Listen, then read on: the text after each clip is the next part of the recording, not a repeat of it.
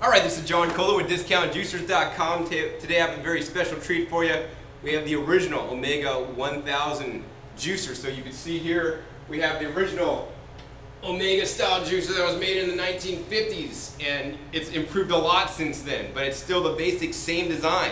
This is called the Centrifugal style juicer, and basically how it works is works like your washing machine on the spin cycle. You'll put produce in, it'll shred it up, it'll fling out the produce into the bowl, and it'll spin the bowl around to get all the liquid off of that shred up produce. And then it'll come into your cup. So this is a non-ejection juicer, so the pulp stays inside, which means once you're done juicing, you need to clean up on the inside to basically get it clean. And this also means another thing is that it can only juice and hold so much in there before you really need to stop juicing and really clean it, and then you could continue. So let's go ahead and show you how to assemble and disassemble this unit. But before I do that, I want to talk about the two different models. We have the Omega 1000, which we'll be actually demonstrating today. It does have a 10-year warranty, so this is a really long warranty.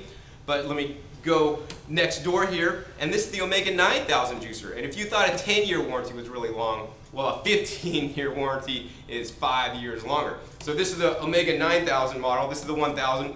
They're both identical. They look identical, the motor base identical, the stainless steel body is identical. The only main difference with the 9000 is that it has a 100% stainless steel top here. The 1000 has a plastic top. Other than that, the warranty is 5 years longer, so I definitely think it's worth, a little bit more money in the offset to get the 5-year extra warranty. We all know how much extended warranties would cost, and it costs a lot more than the difference between the juicers to get that extra 5 years for this guy. So let's go ahead and show you how this works. Basically, to take this juicer apart, you basically undo the two latch arms here. It just snaps off. You can push those to the side. You have your pusher here, your main top part of the juicer here. And then what's inside here, you'll see this is where the produce gets juiced. It gets flung around in here. This spins around and it spins all the produce out. So once this gets too full, you can no longer juice because it's going to get real messy if you do that. And to assemble and disassemble, basically you're going to take this thumb screw here and you're going to rotate it counterclockwise. And basically that just comes out. This is actually known as your spring clutch. It comes out, you can unscrew that. Then basically next you have the bowl and blade assembly. Now this blade and bowl assembly is 100% stainless steel. It weighs about 2 pounds. So this is serious, serious stuff here. And the one thing I like is that the blade is separate. So if you need to replace the blade because it goes dull, you can just buy the blade assembly. You don't need to buy the whole thing. The next piece of this juicer is 100% stainless steel, and that's just the bowl assembly where the juice basically gets flung out to, then it'll get directed out the spout in the front. This is the motor base here, and it has a built-in safety feature. So if you do not assemble this juicer properly, it will not turn on, and that's one of the big complaints. Hey John, you sent me this juicer, it doesn't work. Well, can you go through the assembly process and make sure it's assembled correctly? Because if it's not assembled correctly, it will not work. The other reason why these juicers don't work sometimes in shipping, or if you're using the juicer, it just stops working. Well, the juicer isn't defective. This juicer is a smart juicer. It actually has on the bottom a built-in reset switch. So sometimes this reset switch will pop for whatever reason. You'll basically just need to turn the juicer over and press the reset button, and then you could turn it back over, assemble the juicer, and you could continue juicing. It's really that easy. So to assemble the juicer, you're going to take the main bowl, put it on. You want to put it where this indentation is and line that up. It's going to stay in place. You're going to put the basket here inside the machine, followed by the screen. Now the one thing peculiar about this screen that I like to point out is that the blade kind of has like some play in here, and this is completely normal. Just kind of try to center up the blade to the best of your ability. It doesn't totally have to be perfect, but the best of your ability, and I usually get it pretty darn close. And then you're just going to take your clutch assembly and then tighten that up. And when you tighten that up, you want to do it, finger tight, so it's pretty tight. You do not want to over tighten or under tighten this nut. So, it's pretty tight there. We're pretty good. And then you're going to put this top on, and you can see on the machine here it says front, and there's an arrow. So the front and the arrow needs to point towards where the spout comes out. You put that on like that, and then you literally just latch down these latch arms, and you're all ready to juice. So we're going to go ahead and put our juice catch container right there. There's no pulp ejection container to worry about. It's real. Oh, forgot one thing. Before you even start juicing in this juicer, the one thing that you do want to order, and I forgot about that, is the extra juice filters. Now these extra juice filters do two things.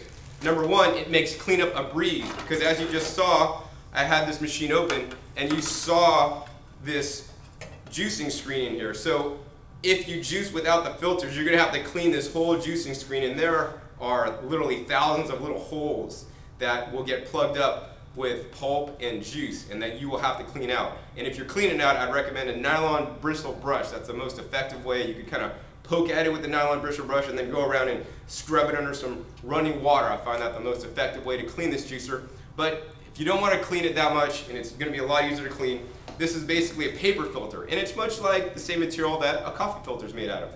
And all you simply do is you just literally put it in the machine around the screen, and this will make cleanup a snap. Literally when you're done, well, we'll pull this apart when you're done. You're going to see how easy it is to clean, because we're literally going to take the juicer apart, pull this paper filter out, and all the pulp is going to be basically attached to it. Otherwise you'd have to literally sit there and scrub and scrub and scrub. So you're going to put that in there like that. Highly recommend the paper filters. Then we're going to reassemble the juicer, and now we are ready to juice. So today I'm going to make one of my favorite juices. It's orange carrot, and there's many ways to juice oranges, or two different ways to juice oranges basically. And with the Omega 1000 or the 9000 model, you have the flexibility to choose which way you want to juice. So the first way you could do it, and this is the way that everybody's used to drinking their orange juice. This is with the optional Omega citrus attachment that works on the Omega 1000 or the 9000 model. And basically, you don't assemble the top, you just basically put this citrus attachment on the top, and it converts it to like your standard reamer style citrus juicer that we're all familiar with. And that, in my opinion, makes what's called citrus water. So that one, you would basically slice your oranges in half, put it on there, the reamer would go and ream it out, and you'd get basically, you know, orange water, in my opinion. The next way that we're going to do it today is we are going to make total orange juice, or real orange juice. So this is like an orange juice that like no other. You've never had this kind before. It's nice and frothy.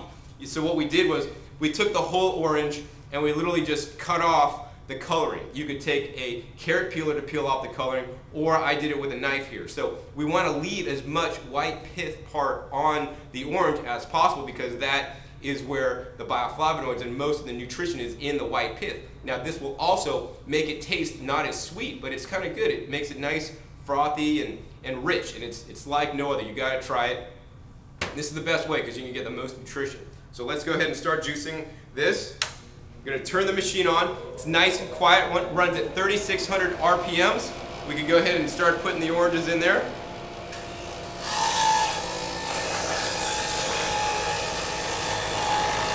And now using the Omega 1000 juicer with the juicing filters, you're going to get a virtually or all pulp-free juice. There'll be literally no pulp in the juice. So if you want a pulp-free juice, this is the juicer to go with while you're using the filters.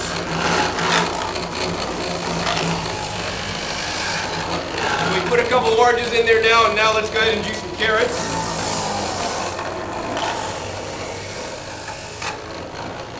Now when you're using the Omega 1000 juicer, there is a little bit of excess vibration, and this is normal.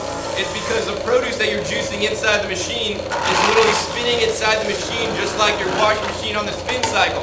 And we've all had that washing machine on the spin cycle that makes that noise, and that's because it gets off balance. So with this juicer, it sometimes does get off balance, and that's just the way this juicer is designed. This juicer is designed, from the 50s, and there's been a lot of new different juicers out. This is still a great juicer for some people, depending on what you want to juice.